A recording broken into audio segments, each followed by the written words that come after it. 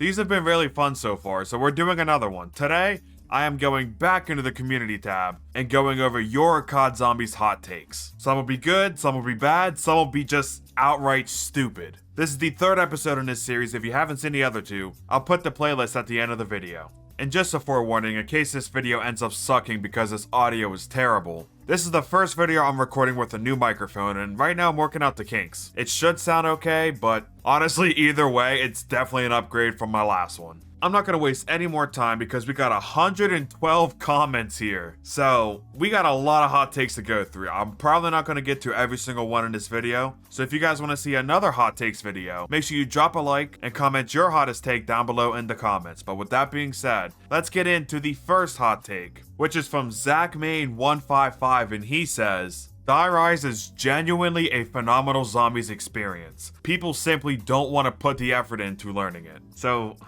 here's the thing. About a year ago, Die Rise was one of my least favorite maps of all time. And then, about 6 or so months ago, I learned how to do the Die Rise Easter egg, and doing it multiple times, I hate to say it, but I have started to enjoy Die Rise. Even though it's not high round, it's just the Easter egg. I can definitely say that he is right to an extent. If I was able to have fun doing the Easter egg on this map, where one of the steps is I literally have to do a loop around the map, hit the mystery box for the ballistic knife, go back around the map, pack-a-punch it, and then go back around the map again and use it in the Buddha room. If that can be fun after a certain amount of time, so can sitting in a corner with the liquefier. Just tweak the audio a little bit, hopefully this is better. Non-Treyarch zombies should stop being overlooked because it's not Treyarch. Infinite Warfare and World War II zombies are pretty solid and good.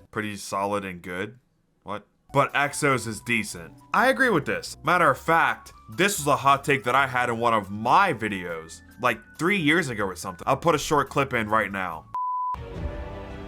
It's a damn shame that this is even a hot take to begin with, but 9 times out of 10 whenever I ask people what they think about IW zombies or World War II zombies or Exo zombies, they'll always say something along the lines of, I didn't play it because Treyarch didn't make it. If you don't like it for other reasons, that's completely fine, but don't just sit here and say, oh, I never played World War II zombies, but I don't like it because it's not Treyarch. Give it a fair shot, go into the games with an open mind, and trust me, you will find some hidden gems in these games. But long story short, I've been preaching this for God knows how long, that just because it's not Treyarch doesn't mean it's bad. And nowadays, the opposite is true as well. Just because it's Treyarch doesn't mean it's gonna automatically be good. I've seen so many people, I'm gonna go off on a tangent in COD 2024 real quick. I've seen so many people say that COD 2024 is going to be the best zombies experience. A phenomenal zombies experience that rivals BO3 and BO2. And I'm sorry, I just don't see it. But getting back to that guy's comment, literally, that guy. I think Infinite Warfare is a top 5 experience, and World War II Zombies has its moments as well. Honestly, so does Exo Zombies. So yes, I agree with your comment. Nacht or Untoten is actually a fun and iconic map to play, and if you diss Nacht, you're basically dissing the rest of the Zombies maps, as it was the first one to start it all off. Now, do you remember at the beginning of the video when I said that some comments would just be downright stupid? Well, here's one of them. Is Nacht or Untoten a fun map? For sure. The World of War version's really fun, the BO1 version's really fun, and the BO3 version has its moments. But the second half of your comment, if you diss Nacht, you're dissing the rest of the series, that could not be further from the truth. Yes, it was the first zombies map of all time, but that doesn't mean it gets immunity from being critiqued. You can acknowledge that it's the first map ever, but that doesn't mean that you're not allowed to say anything bad about it. Yes, it was good for 2008, but if Nacht or Untoten released in 2024, how many people do you think would like it? I guarantee you less people would like this map if it released today, rather than 2008. Gorod Krovi is one of the best looking but least fun maps to play on BO3.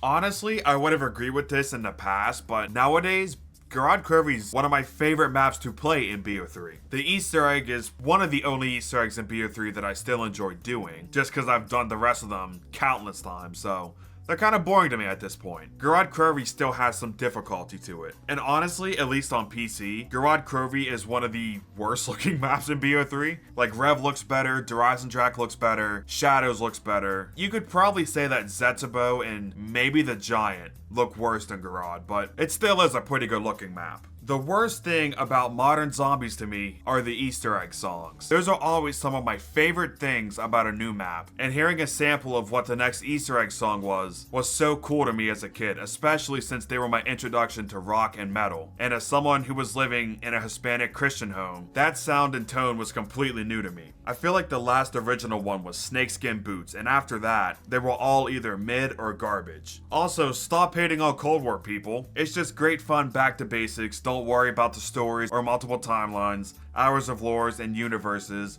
or hour-long Easter eggs. Just turn it on, kill zombie. Okay, I'm not gonna read that last sentence because it just drove off a cliff. Let me go back to the first part of your comment about the Easter egg songs. I see what you're saying. I personally disagree. I can understand why you think that like Shadows of Evil had the last good Easter egg song, but honestly, I don't think the Easter egg songs really got bad until like Alpha Omega. Then again, under Eisendrache, the map after Shadows of Evil, has one of my favorite Easter egg songs of all time. Dead Flowers, it's like always running. You gotta be in the mood for it, and like, it's definitely different from the normal Easter egg song. Dead End, it's pretty good, and The Gift is really good too. And just like you, COD Zombies Easter egg songs were my introduction to metal as well. To the point where, nowadays, metal's probably my preferred genre. And I feel like that wouldn't be the case if it wasn't for songs like Archangel and Abracadabra and Beauty of Annihilation. Alright, we got 2 comments here, and I'm gonna put them both together because they have to do with the same map. The first one says, Alpha Omega has some of the best lore and intriguing radios of any zombies map. And the second one says, Alpha Omega is easily the best map of all time. Nuketown being a close second, only because of Alpha Omega though. I got a kick out of that second comment, so I wanted to include that real quick. Honestly, I haven't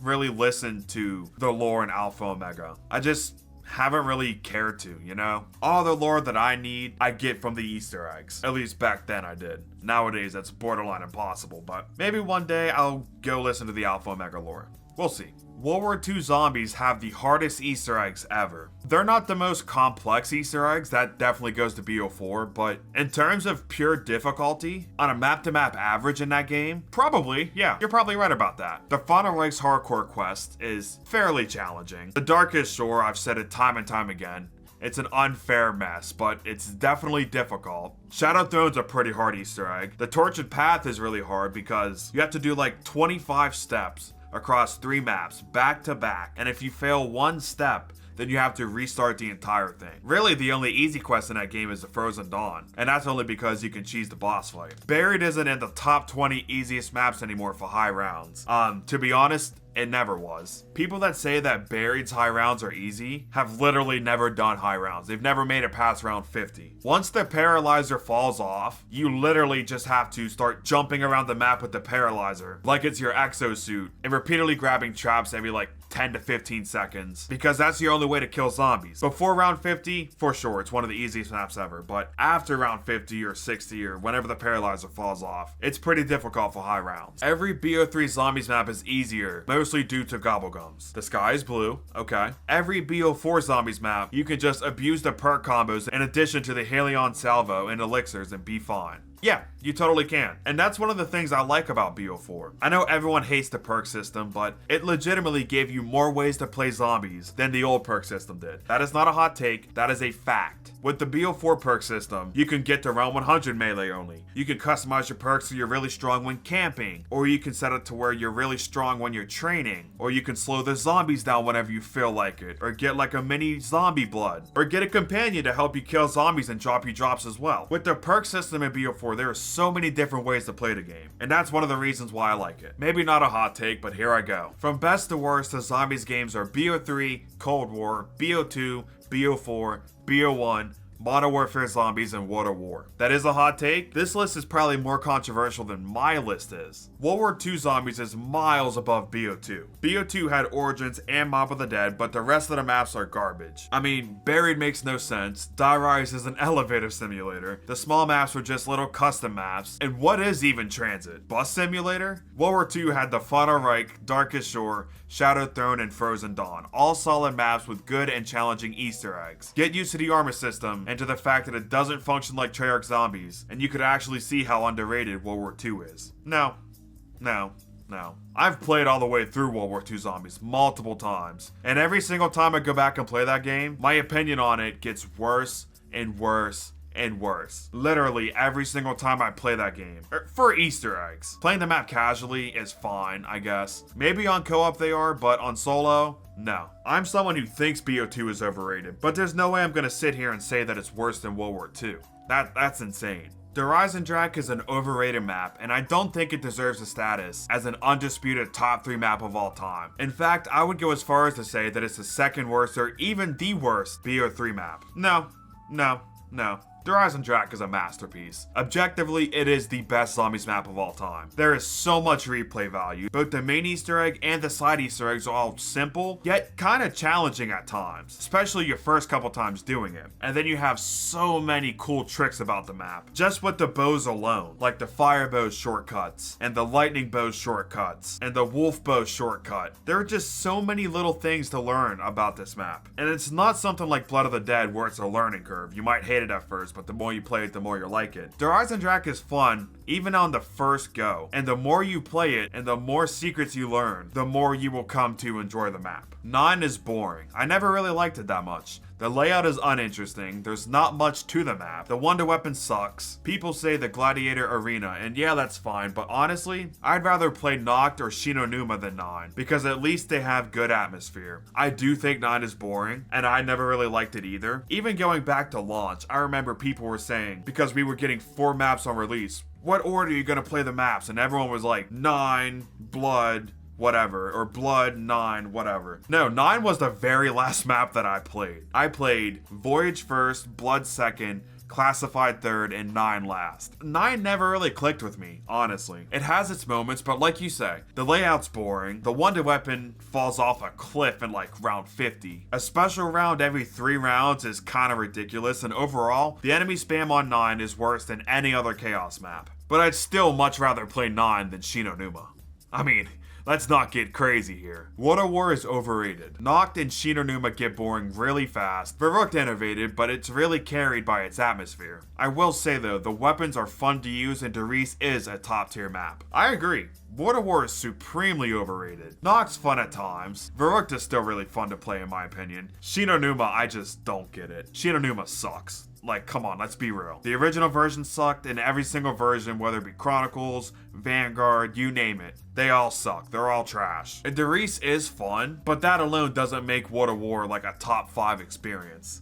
I just don't see it. Both Raven and Redwoods and Shaolin Shuffle are top 10 maps. Shaolin in particular has one of the best Easter eggs I've done, and a really unique and challenging high round, which involves doing most of the Easter egg to get the Rat King heart, which is also one of the best equipments we've ever gotten. Before I even get into the rest of the comment, I just want to say, I have no clue what the Rat King heart even does. Like, you know that meme of DJ Khaled, what does he even do? That is literally me about the Rat King heart. I've done the Easter egg on Shaolin like 10 times, and I still have yet to find a purpose for it. But of course I'm stupid, as my YouTube comments tell me, so it's probably really obvious and I just don't know. Feel free to let me know what it does in the comments though. But getting to the rest of your comment, the only IW map that's in my top 10 is Spaceland. Brave looks really cool, but it's not that fun. The Easter egg's really boring, and high rounds just aren't that fun in my opinion. And there's one little thing they could have done to change that for me. Well, I guess 2 things technically, but number 1, add a short little Easter egg or something to unlock permanent rave mode, and take that stupid slasher in rave mode out of the map. Why does the game punish you for going in rave mode by spawning an invincible enemy? That's so dumb. In Shaolin Shuffle, it does have really cool wonder weapons, whether it be the cheese or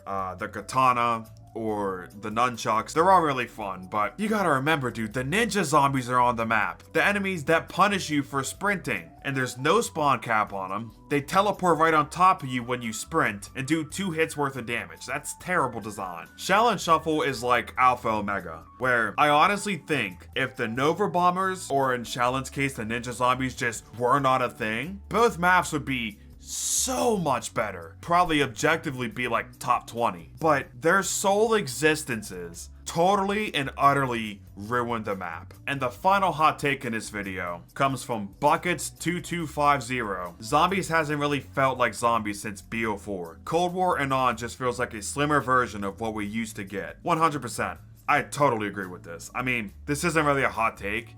It's more of a fact, you know? You compare Blood of the Dead to D Machine, or compare Ancient Evil to Firebase Z. Like, there's just no comparison. And whether you love BO4 or hate BO4, you cannot deny that the way the maps looked and the atmosphere about them made you feel like you were in an alternate reality, like you actually were in a zombies apocalypse. Taking your personal experiences of the map out of the equation, BO1, BO2, BO3, and BO4 feel like actual places with lore behind them and things lurking in the distance, or in BO3 and BO4's cases, just really magical places. And Cold War, Vanguard, and Modern Warfare Zombies just don't feel the same. The atmosphere is severely lacking. And that's one of the things that I hope we see in COD 2024. And that's the end of the video. If you enjoyed, please do me a favor and drop a like. It pushes my content out to more people, which gets me more views, and we grow our community. So if you want to help me grow this channel, click that like button. And with that being said, I will see you all in the next video. Peace out, everybody.